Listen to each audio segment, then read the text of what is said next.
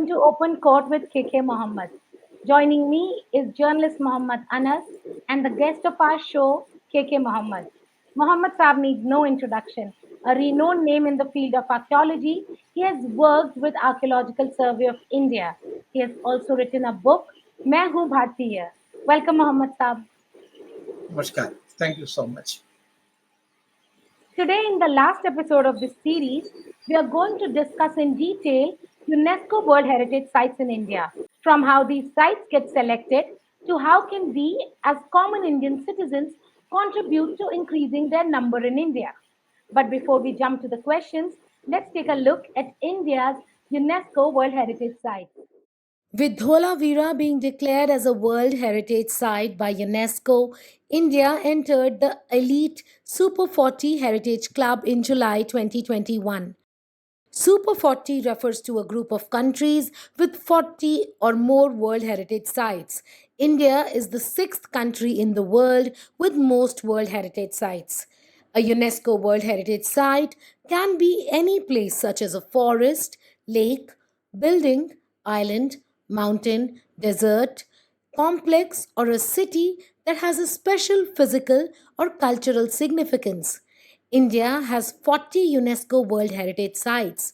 These include places like Ajanta Caves, Agra Fort, Taj Mahal, Fatehpur Sikri, or Sundarbans, to name a few, and 49 heritage sites into tentative list of UNESCO, including Maharashtra's geoliths of Konkan region, Meghalaya's Jingkengri, and Andhra Pradesh's Sri Veerbhadra Temple and monolithic Bull Nandi. Hoysala temples of Belur, Halebid, and Somnathpura in Karnataka are India's official nominations for the World Heritage List of year 2022-23. India is home to World Heritage attractions like Mahabalipuram, Kaziranga National Park, Khajuraho, Elephanta Caves, Qutub Minar Complex, to name a few. The charm of South India is outstanding too. Some of UNESCO sites one must visit in South India include Hampi in Karnataka, the Chola temples, temples of Mahabalipuram, Nilgiri mountain railways in Tamil Nadu, Western Ghats, and Pattadakal in Karnataka. These diverse archaeological remains represent India's ancient cultural heritage. So let's come to our first question with Mohammed Saab. As we know that India is home to around 40 UNESCO World Heritage Sites, and they reflect India's vast, ancient, and diverse history. So, sir, how do you think that India can increase this number? That India can have more World Heritage Sites, and how can a common man help in this endeavor? Thank you. I mean, this 40 number, because it is in the list of almost 200 nations. If we have got 40 this World Heritage monuments in our country, number, it is a very good number, because in the top of the list is Italy, which has got 58 World Heritage monuments. Then the second position is by China, because they have got 56 World Heritage monuments, followed by Spain, Germany, France, and then comes the number of India, which means we have got quite a good number of World Heritage monuments. England has got only 33 World Heritage monuments, and America even lesser, even Russia even lesser. So you just can't, you can think that we have got quite a very good number of World Heritage monuments. But looking up at our this horror history and our heritage, actually we should have had more World Heritage monuments. So for that, what we have to do is now, because in every year, any country can nominate one World Heritage monument. Only one World Heritage monument. If you want, that this monument should be nominated as a World Heritage monument, you just cannot send the two numbers. You cannot send it. So now this one contest is very tight. I mean, you just cannot push forward monuments like that one. But we have to have certain facilities also, because we should be prepared also. For example, now the government of India is thinking of Hoysaleshwara temples in Halabid and Mysore, that is the far southern India of portion. So the government is now pushing forward for this Hoysaleshwara temple. Very beautiful temple. It has got intricate carving. Actually, it should have been a World Heritage Monument long back, but somehow because of the certain factors, it did not get that number, and we did not push for it also. But now the government is pushing for the claim of this World Heritage Monument for this monument. So similarly, there are a number of monuments. I mean, for example, you just look at Sarnath. Sarnath is where Lord Buddha, he had made his first provision.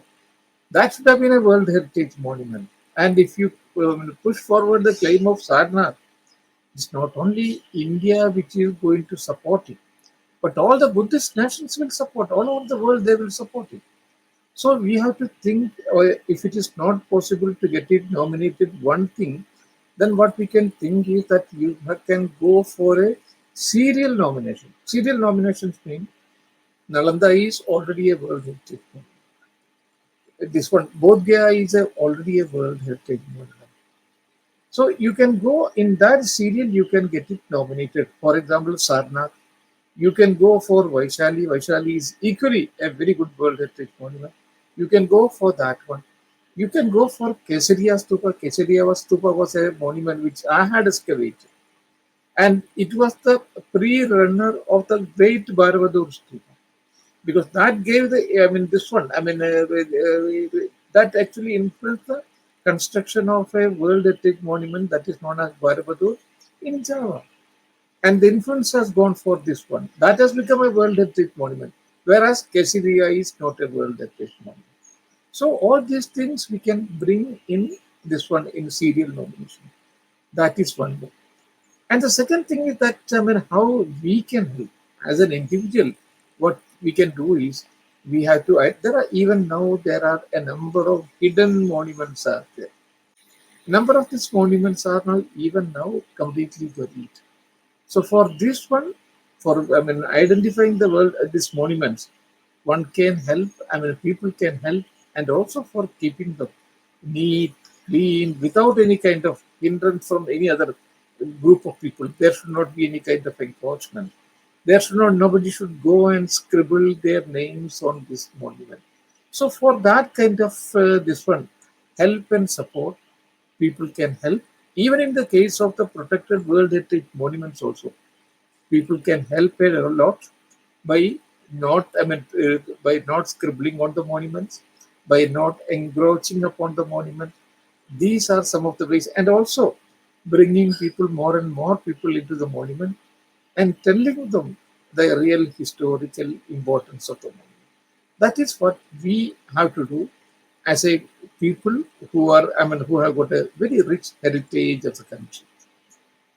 Mohammad साहब, ये तो हो गई बात UNESCO world heritage sites in India की। क्या आप Yeah. हमारे दर्शकों को बताना चाहेंगे कि एग्जैक्टली क्या क्राइटेरिया या प्रोसेस होता है किसी भी हेरिटेज साइट के लिए यूनेस्को वर्ल्ड हेरिटेज साइट बनना? कोई भी monument वर्ल्ड हेरिटेज monument बनने के लिए it should have certain intrinsic abilities also, certain intrinsic capacities also, and certain outstanding universal values. OUV, that is outstanding universal values. For example, it should have a very enriching history. It should have its own architectural merit. For example, you look at Ajanta, Ellora, or the Great Brihadishwara Temple, or in Fatehpur Sikri or Taj Mahal. All of them are having this kind of outstanding architectural features are there. So it should have some of these architectural values also, and also this kind of a very rich history also. So if there is a combination of this history and architecture, it's a very sure shot that it will be having that World Heritage status. So, for example, I mean, we can even look. I told you about that Brihadishwara temple. The Brihadishwara temple, the height of the Brihadishwara temple is 216 feet. And on top of it, there is a huge capstone. And the weight of it is 80 tons. And now the question is, I mean, how could people take this, the stone weighing 80 tons to a height of 216 feet? What should have been the kind of human labor involved in all these things?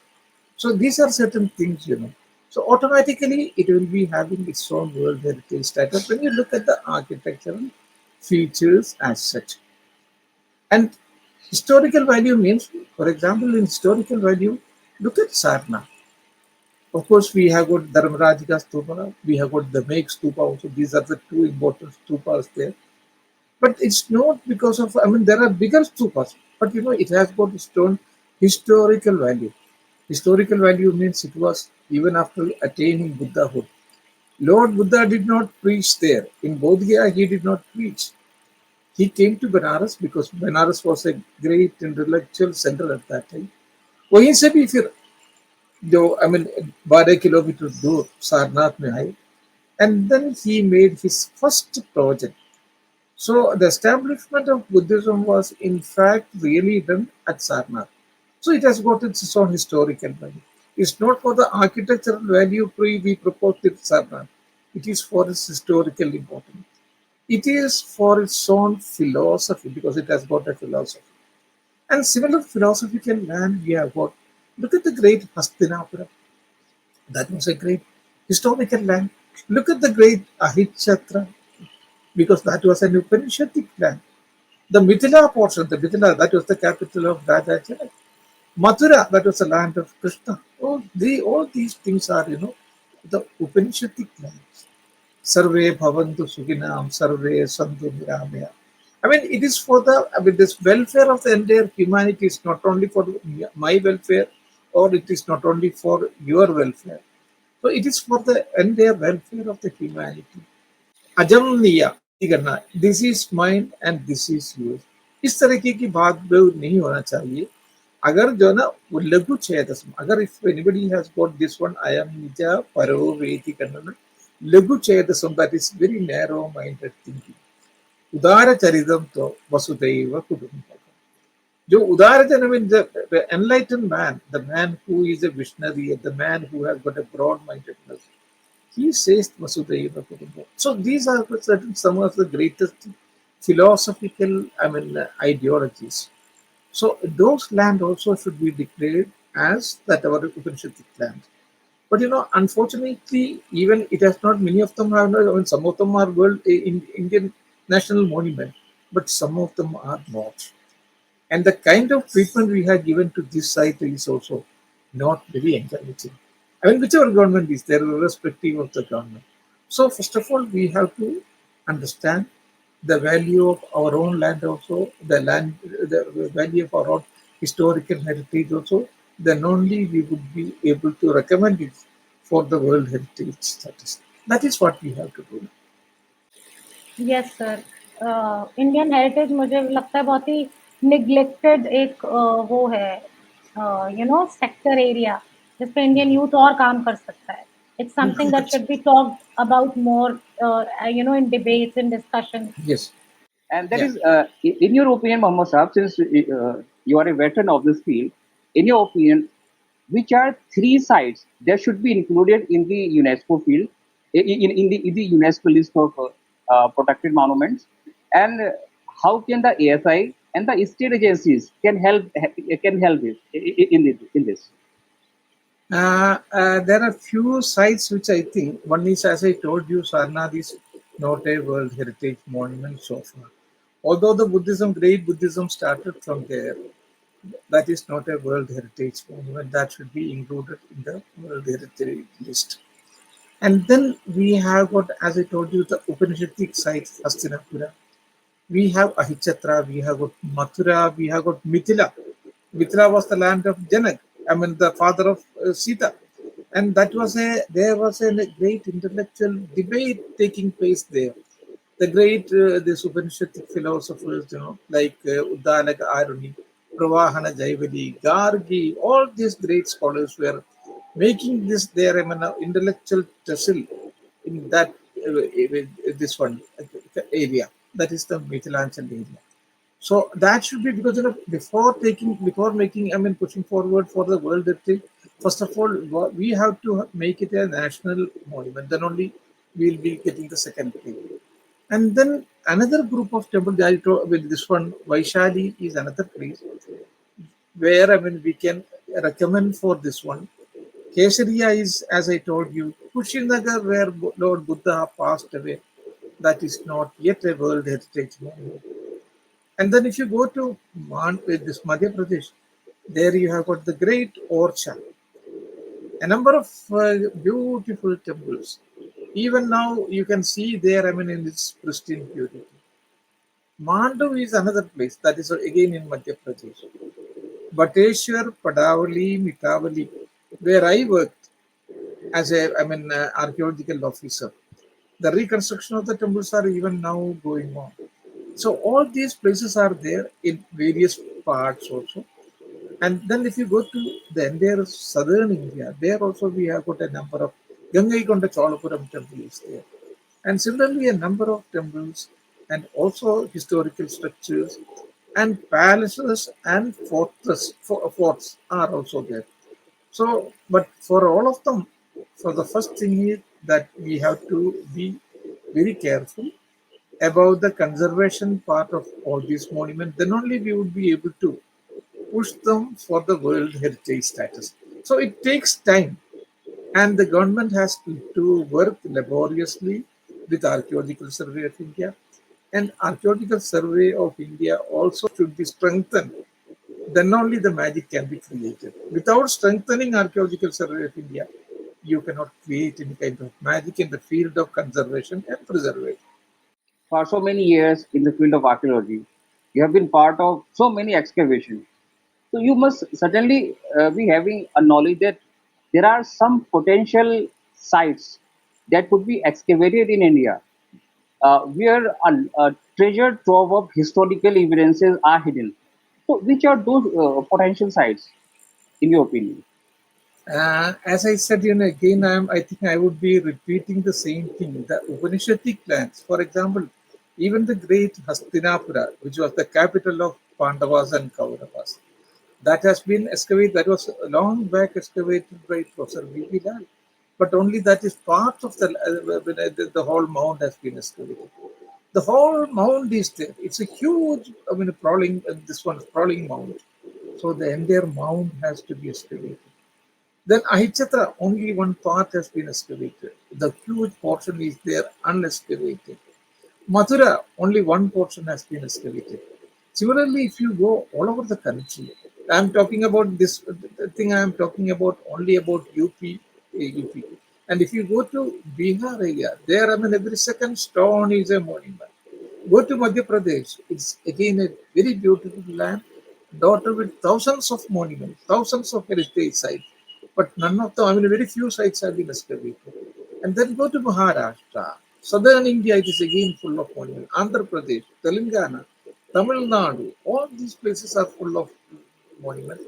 But we have not so far recognized the value of all these historical sites. And a question linked to this issue is, Muhammad Shah, okay, Yeah. in your opinion, which is the state of India, if it doesn't make it a political issue, okay, which state of India is most active on this front, or whether it is entirely a domain of the central government? Yeah. Do you think Yes, that, yeah, yes, yes, yes. yeah, There are two archaeology. One is the Archaeological Survey of India, which is a central government institution and organization. And then in every state, we have got that state archaeology department is there. So in the state department of archaeology, Madhya Pradesh is doing very well. Bihar, that has been because they too have got a number of archaeological monuments. They have been doing very well. UP, Uttar Pradesh, they have been doing very well. So there are so many states. Tamil Nadu is again in the field of excavations and conservation. They are doing a wonderful work. So there are so many in different states. I think we now move on to our last question. and that is about you, Mohammed Sahab. You Yeah. have written your autobiography, Nahu Bhartiya. I think it was originally written in Malayalam, then must have been translated into other languages, and Yes. soon the English edition of the book will be available. So Yeah. please throw some light on your own life, uh, whatever you would like to share with our listeners, and what prompted you to write this book.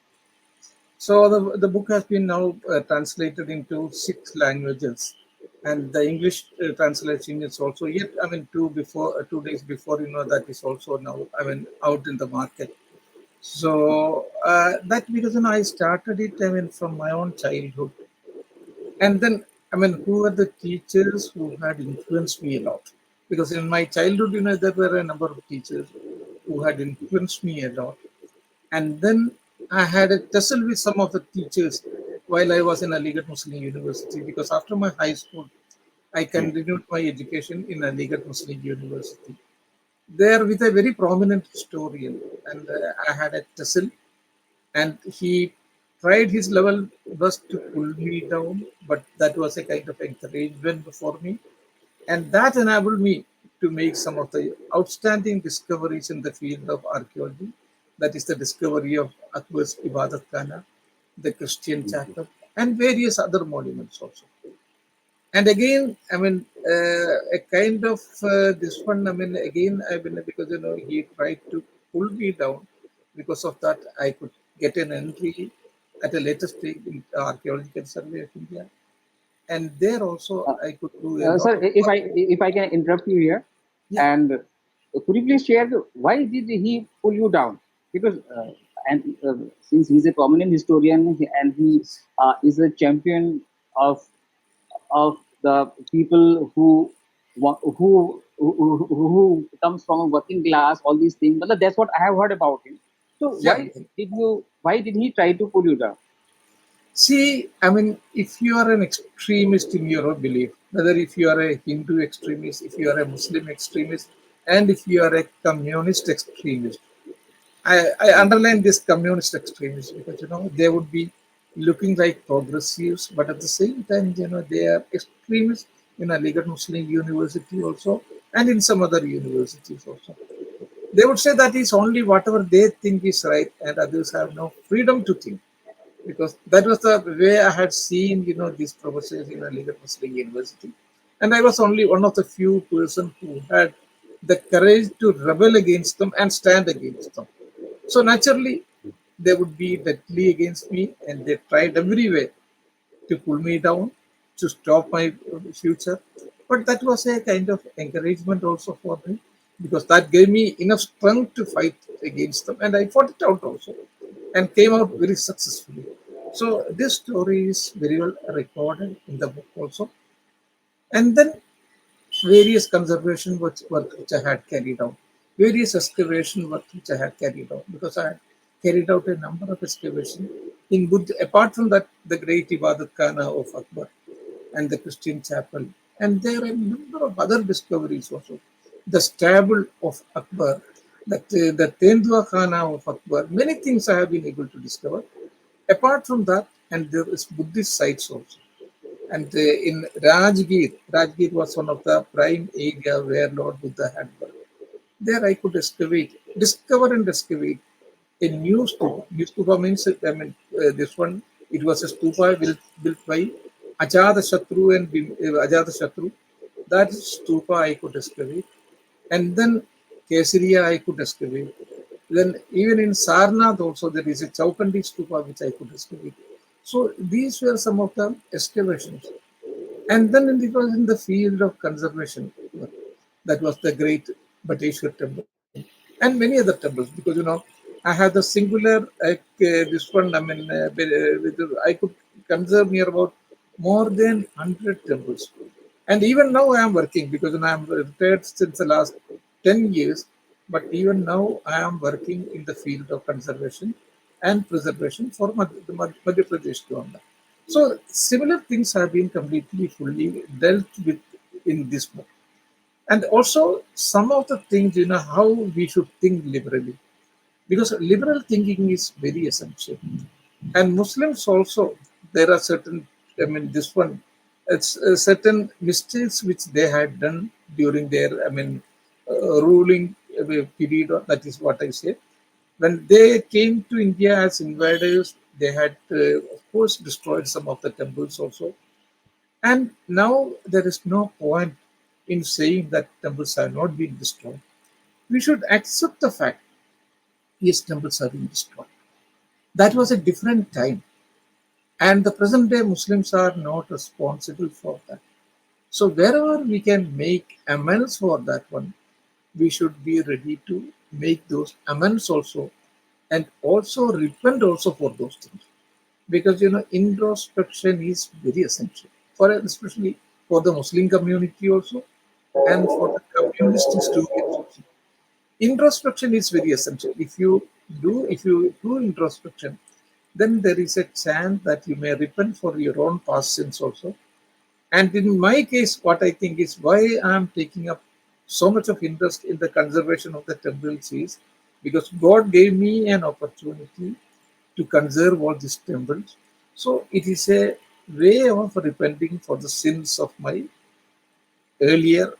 ancestors. So that is how I look at the history. And these things, I have explained it in my book also. Two things that one thing is Muslims should introspect, and that is very essential. And the second thing is wherever you get a opportunity to, I mean, repent for it, and please do repent in a way that is, of course, that is in a very creative way, and also to assuage some of the historical blunders or some of the historical mistakes that was done by your own ancestors. So that is the message of my book. So that when you worked on these lines and you said the temples were destroyed, and you also had stiff with even a famous historian, and I believe that even you must have faced opposition from other Muslim quarters as well. So what was that opposition, and how did you deal with it? Yeah. So, number one, this is, because of course, whenever you speak these things, which is completely different from the Muslim line of thinking, there will be a lot of oppositions. So, I had that kind of lot of opposition, not only from the historians, I mean, these leftist historians, but also from the Muslim community. So, you have to face it, and you have to speak the truth also. And if you are not speaking the truth, you are again going to create a problem for your own community. See, look at Portuguese people, because I was for 7 years, I was living in Goa. Go. And that too among those, this one, Christian churches. And I knew very well the Christian community. They had also done a lot of mistakes like this one. They had destroyed a number of temples, perhaps more than that of, I mean, proportionately more than that of Muslims. But I have not seen a single, this one, Christian, who justify those things. They don't justify. They said that it was a different medieval period. We had done a wrong thing, and we are not going to justify it. And they condemn it. So my opinion is that Muslim, similarly, the British people also, they had done a lot of atrocities in Bihar, Bengal, and various other places. But now you just ask them, they don't justify. But in the case of Muslim community, it's not like that. There is an organized attempt to justify it. So that should be stopped. Then only, because if you stop this kind of justifying activity, then only the Hindu community will come towards you. So we can create a harmonious relationship once you admit, no, this was a wrong thing, that was a medieval period, and we today's Muslims are not responsible for it. It was a different period. Because if you say this thing, admit this thing, the whole attitude of the Hindu community itself would be different. So that was how I wanted to do it. And I have seen it also in various places. I had a very healthy relationship also because of my attitude. And Muslim attitude also should be like that. Thank you so much, Mohammed Saab. People like us, we have to learn so many things from you, and so you have devoted to a very very difficult subject, and which demands a yogi like kind of dedication, and you did that in your life. Absolutely, sir. And I think about the book, sir, apart from being an archaeological documentation, it's also the way you're telling me and telling the viewers, it's also, a kind of a book that teaches you about the real Indian values of secularism, tolerance, and Yes, it'll maybe subconsciously guide the readers towards yes, that yes, approach only. So that is yes, something yes, so beautiful that you've collaborated your archaeological findings, your experience in the field right. when Britishers invaded India, when Mughals Yes, invaded India, and you yourself have seen when you were experiencing about Bateshwar temples that the first thing the dacoits asked was that a yes, Muslim person is leading yes, a Muslim Right. person is leading an yes, excavation and conservation of Hindu temples. yes, Right. So, and your work spoke for itself. So yes, that is yes, something, your Absolutely. spirit is, sir, an inspiration. Absolutely. I agree with Absolutely. Anas ji. Thank you, Mohammed Saab, for your time and sharing your rich experiences with us. The audience through this show has known stories that I don't think so were even available in the books. Hope our viewers enjoyed watching this series as much as we enjoyed making it. Thank you to our viewers. Jai Hind. Jai Hind.